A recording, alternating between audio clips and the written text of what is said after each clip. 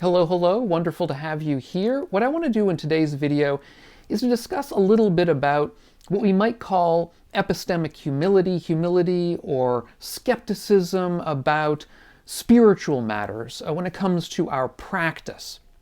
In my last video, I discussed a very important sutta in the early tradition called the Cankī Sutta, where the Buddha outlines what sorts of techniques we need to use in order to come to know something. In other words, to come to real knowledge, it's not enough simply to have somebody else's word for something. It's not enough to have faith. We might say blind faith in something. We have to be able to see it for ourselves. And that's a very important point that we have in early Buddhism. And the Buddha outlines a number of important methods that we should use in order to come to this direct knowledge. In particular, we have to find a teacher, we have to vet that teacher, that is to say, in a sense, test them or investigate them to make sure that they are right for us. And in particular, we have to learn whether they display aspects of greed or hatred or delusion. I did a video on that whole sort of process of investigating a teacher. I'll leave a link to that down below in the notes. But then, once we investigate a teacher, if we decide that everything sounds good, then we have to investigate the teaching that they provide us. And the Buddha says that that teaching should be like this. It should be deep, hard to see, hard to understand, peaceful, sublime, beyond mere reasoning, subtle, to be experienced by the wise.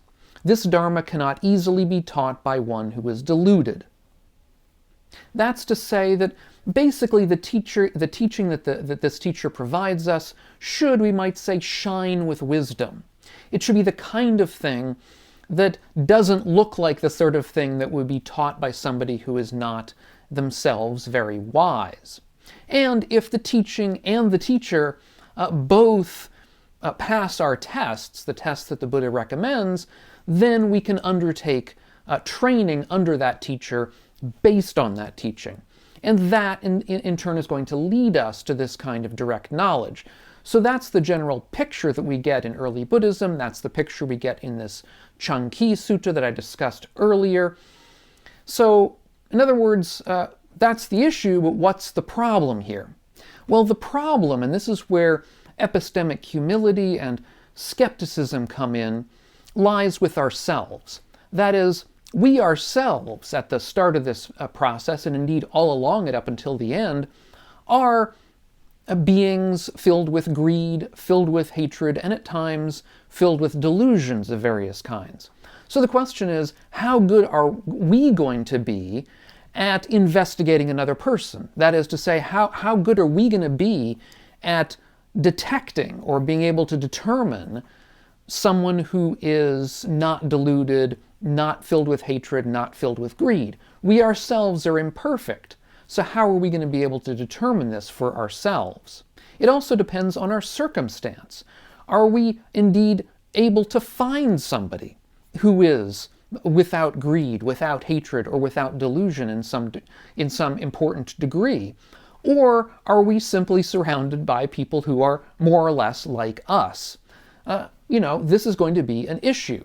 And I would submit that for the most part, we sort of stumble through, we do our best, we find the best sort of teachers we can find. They may not be perfect, but we find the best ones that we can find, and we do our best jobs in trying to determine whether they're good or not. But none of this, I would expect, is going to be perfect. We're not going to be perfect judges. And similarly, are we going to be able to determine, as the Buddha suggests, that the teaching they provide us is deep, hard to see, hard to understand, peaceful, sublime, and so on? The problem is that it seems like we need to be enlightened already just to be able to find out whether we're on the right path and following the right teacher. Another problem is one that Bhikkhu Bodhi raised in one of his online discussions about this sutta. Bodhi suggests that when we undertake a practice under a particular leader or teacher, we necessarily are going to have some confidence in them, faith in them as our teacher in order to follow their directions. But the question is that faith or confidence going to color the sorts of experiences that we then have under that teacher's guidance? That is to say, perhaps somebody studying under a Christian teacher might have experiences that they would describe as experiences of God or experiences of an immortal soul. Hindu practitioners studying under an Advaita Vedanta teacher might have experiences of their immortal Atman and a non-dual kind of experience, seeing that that Atman was identical to the universal principle of Brahman. And within Buddhist experiences, we might have some that experience non-self, that experience all of our experiences as being devoid of a self, of being empty of a permanent self, empty of an eternal kind of soul. Others might experience what they term Buddha nature, that when they get into meditation, what they experience is this underlying essence of all experience, which is the essence of Buddha nature. And again, all of these kinds of experiences I've talked about here might be the sorts of things that they believe they saw in meditation as well.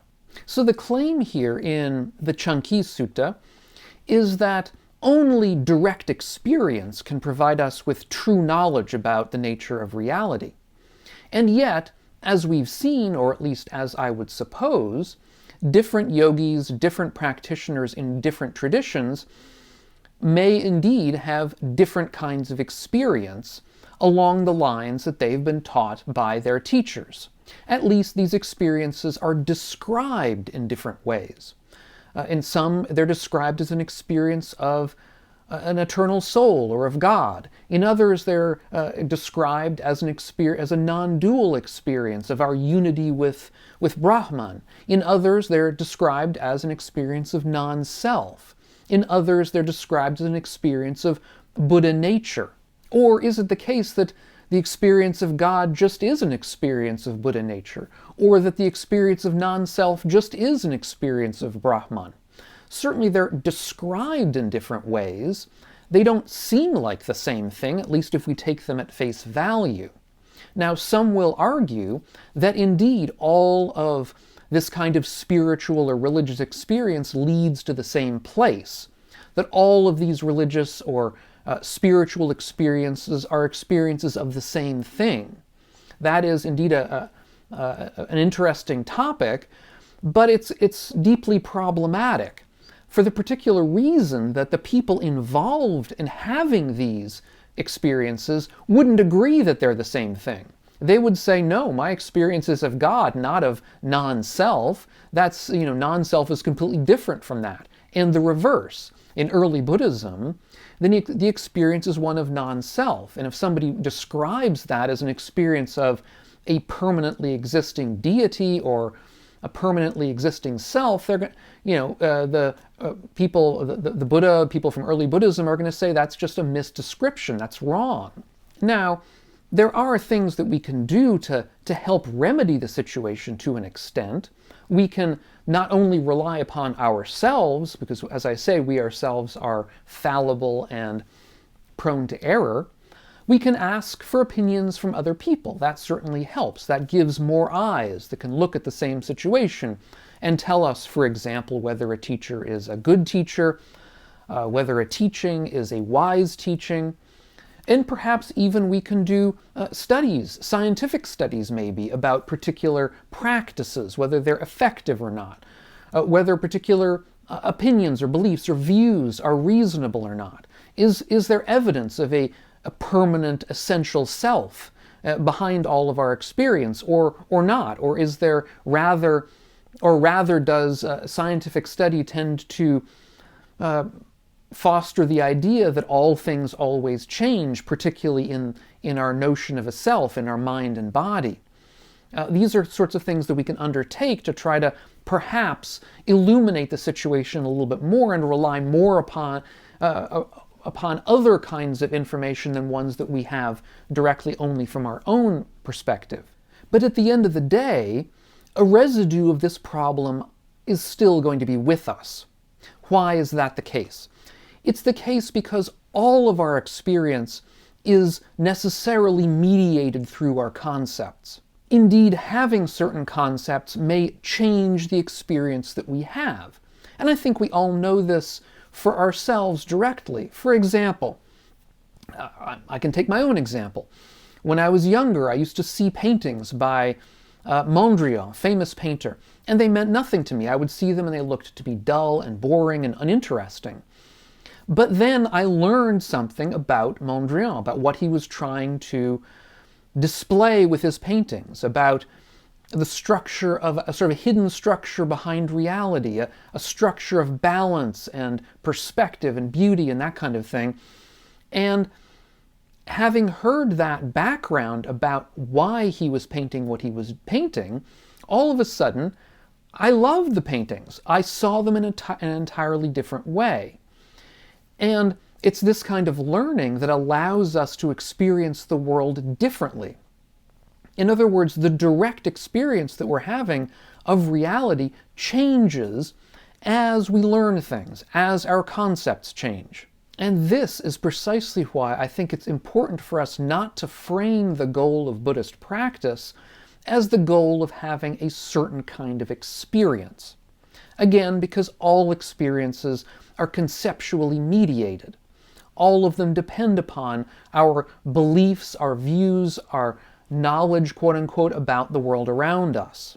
And I say that even though it is true that the goal of Buddhist practice is indeed often expressed as having a kind of experience, and I myself have probably expressed it that way as well in the past and probably will do in the future. But I think in a deeper sense, the goal of practice is not to have a certain kind of experience, but rather to have a certain kind of deep emotional transformation. That is, the ending of craving and ego attachment. That's the goal. And if you have an experience, no matter what that experience might be, no matter how important or deep or profound or wise, if it doesn't result in that kind of deep emotional transformation, if it doesn't result in the ending of craving and ego attachment, then it isn't enlightenment. It isn't the point of Buddhist practice. The upshot for our practice, therefore, is that we should remain humble and perhaps even skeptical in a Zen-like sense of claims of spiritual knowledge or attainment. But then, of course, I'm not myself enlightened, so perhaps I'm missing something here. In any event, if you want to learn more about this whole question about whether all religions, all religious practices lead to the same goal, I did a video about that a while back, and I'll leave a link to it up here on the screen if you haven't seen it or would like to see it again. Thanks so much for watching. If you're getting something out of these videos of mine, consider taking a look at my Patreon page, which is linked down below and here on the screen, and see if you want to help support the channel and the work that we're all doing here. Thanks so much, and we'll catch you on the next video, and meanwhile, all of you, be well.